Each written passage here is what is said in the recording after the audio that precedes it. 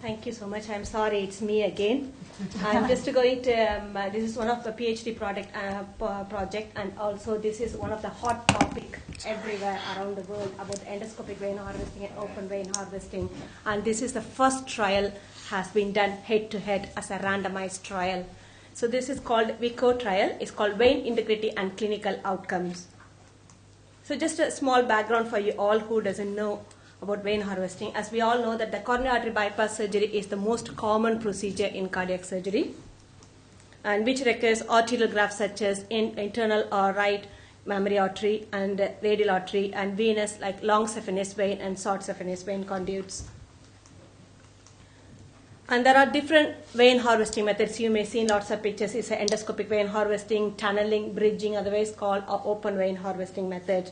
For this study, we have used open vein harvesting, endoscopic vein harvesting, and also in addition there are two types of endoscopic vein harvesting. One as a closed tunnel which has a carbon dioxide has been pressurized tunnel, and another one is called open tunnel where there is a continuous flow of carbon dioxide.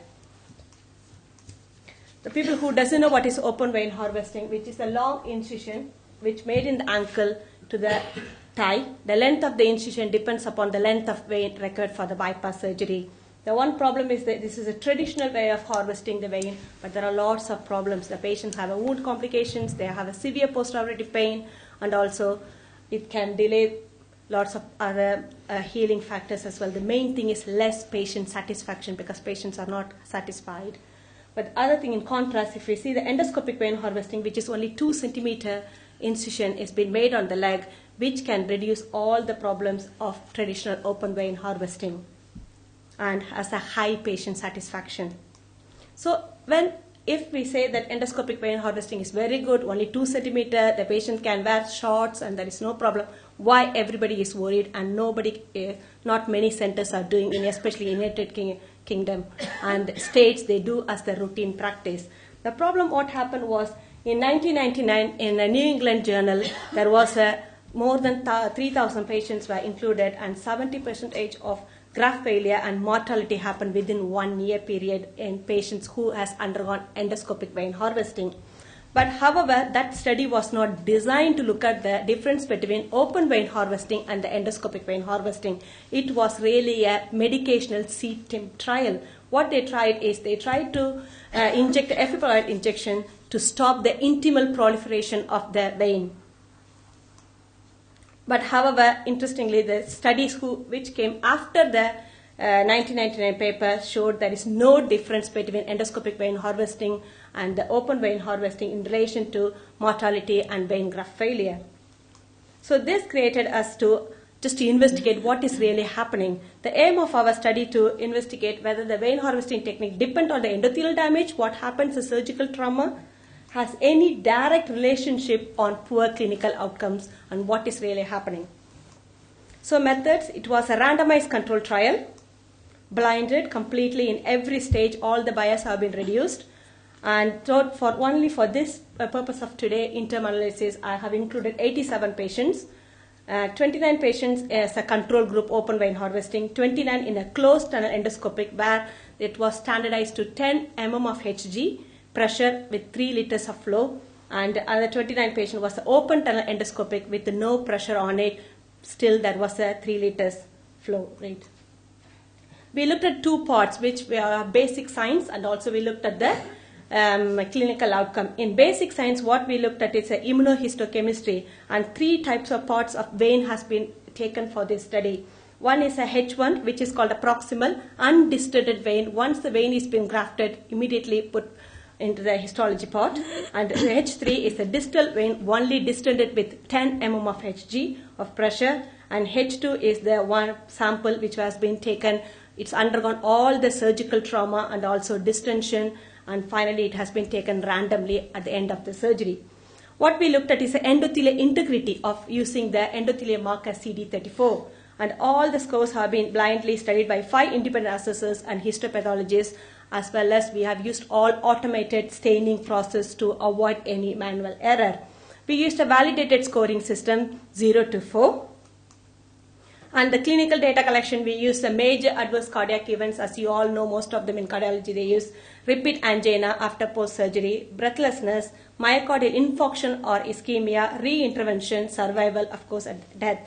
We looked at different time points, 3 months, 6 months, 9 months, until 3 years. And also all the symptomatic patients who came back with problems, we obtained all the cardiology report on all investigations. And finally, the patients who have died, we got all the information, cause of death, and coroner's report. So what I am talking about, the endothelial continuous integrity. If we see, this is the vein cross-section. So this is the continuous layer. That's what we are looking at it, whether the vein has the continuous layer of endothelium. And what is disruption or no endothelium? So you can see endothelium is there, and there is a disruption. The endothelium is lost, endothelium. And if you see this picture, there is only a very small, tiny endothelium left. The remaining all washed away. So demographics, sorry, it's quite a lot, and I couldn't be able to put lots of other parameters. I just put, if we see the male and the gender, there was no statistical significance in any other demographics as well. We didn't have, and also the mean number of vein grafts were between 2, between all the groups, and statistically it was not significant.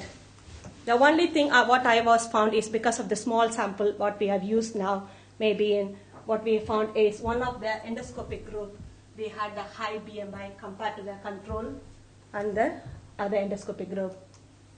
The results, endothelial integrity, as I said, the continuous layer, that's what we are looking for. This is the H1 proximal sample, which was not been distended. Once the vein has been harvested in 3 technique, it's been taken out, and there is no statistical significance. And most of the endoscopic closed tunnel, open tunnel, and control group, they are scored more than 80% of endothelium are intact. And random sampling, which undergone lots of pressures and everything, again, there is no statistical significant, p-value 0.721 between all 3 groups. And distal, this is only distended with 10 mm of Hg. Again, there is no statistical significance between 2 endoscopic group and the control group.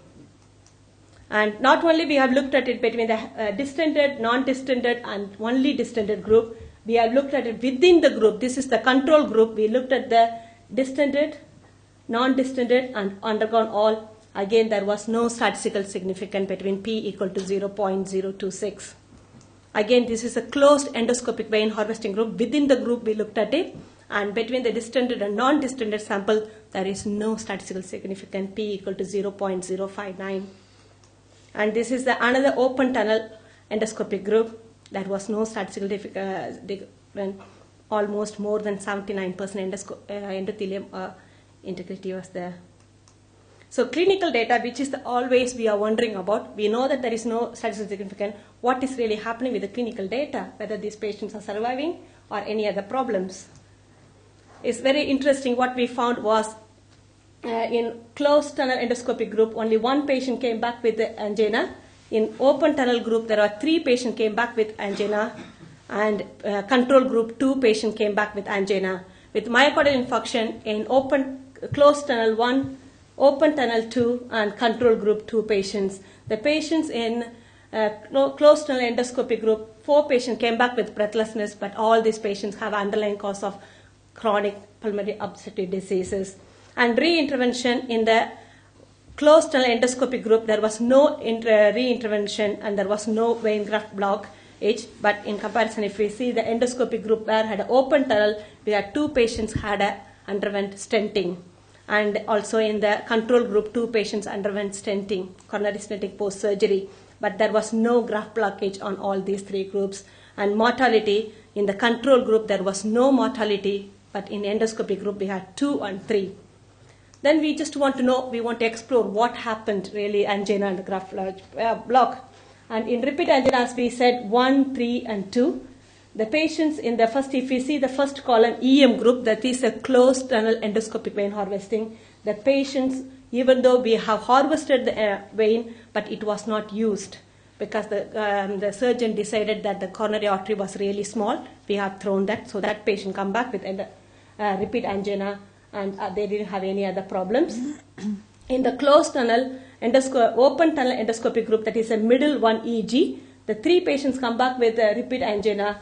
1 patient, they couldn't able to graft it. That's why the patient had a re-angina. And 2 patients had stenting. That is I don't know whether lots of surgeons are here. What happened was some of our juniors did the surgery, senior, most SPRs, ES7, and the Lima to LAD were really narrowed. So anastomosis error. So those patients came back for stenting, but the vein graft for those patients were patent with no flow limiting. And in control group as well, same thing happened. 2 of the anastomotic site narrowing, but the vein graft was, according to the Timmy flow, there was no flow limiting problems. So mortality, then we went through and see mortality because the control group didn't have any mortality. Between the endoscopic group, 2 groups, 2 on the closed tunnel, 1 patient died on 16 months liver failure and 29 months of lung cancer. The endoscopic other group, there were difference starting from 4 days to 5 months, died of various reasons not related to this study. Again, what we wanted to look at it, whether the survival and the integrity, we want to look at this comparison. And we looked at this, and if we see the patients who died in these groups, they all had scored above 80% endothelial integrity. However, the patients who scored really less, like the minimum is a 7, endothelium was present 7%, that patients are still living. There is no symptomatic after almost 36 months. In conclusion, even though we can say that see little bit of small percentage of differences between the open vein harvesting and endoscopic damage on the endothelium, but there is no clinical impact or any outcome problems. It doesn't have any correlation between endothelial damage and also the clinical outcome. The full study data is just due in few months with 300 patients randomized. Thank you.